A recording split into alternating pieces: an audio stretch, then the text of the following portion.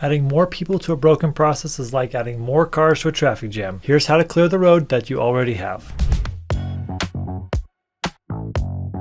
Have you ever heard somebody say this? We are stretched too thin. If you want this done on time, I need more people on my team. Or maybe something like this. I can't keep asking my team to work miracles with outdated software. We need the upgrade. Or perhaps something like this. This is a budget issue, plain and simple. We're being asked to do more with less and it's finally breaking. Of course you have. And it feels like it's the right move. It's decisive. It feels so leaderly, doesn't it? You're taking action. You're providing resources. You're solving the problem. Except you're not. You're just falling for the add more fallacy. And it's like trying to put out fire by spraying it with some gasoline.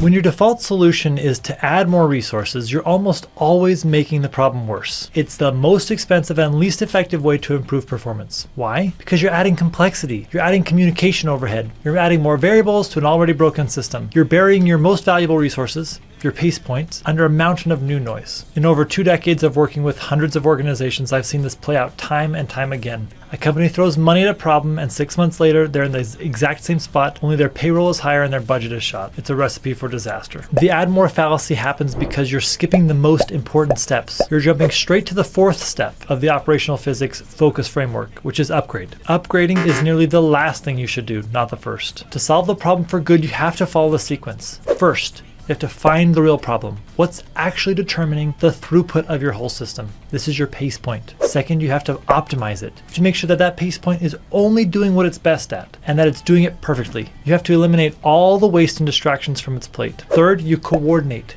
You align every other part of your business process to that pace point. Everyone else's job is to make sure that the pace point's job is easier. Only after you've done these things, and I mean really have done them, do you even earn the right to think about upgrade. Okay, here's a real world example. The support center nightmare. Let's look at this classic example. Customer support center is getting buried in tickets. The wait times are ballooning, customers are angry, and the team is on the verge of burnout. The manager's knee-jerk reaction? We need to hire 5 more agents. Now! That's add more fallacy in action. But one brave soul decides to apply the focus framework to the problem. They start with find. Feels pretty obvious to them, but in the context of their operation, they always want more of what their service agents provide. So we've identified our pace point, our customer service agents. What do we do next? We go on to the optimize step. They analyze the tickets. What do they discover? 60% of the support tickets are coming from customers asking the same question about the same confusing section on their monthly billing statement. In this situation, the pace point is the number of agents. But we can optimize how much work they can do by adding some clarity to the way the billing statement is formatted. Instead of hiring more people to explain the confusing bill, they get the billing department to redesign the statement. They make it simple, clear, and easy to understand. Then they coordinate. They train the existing agents on the new statement so they can explain it clearly if somebody does call. The result? The ticket volumes plummet,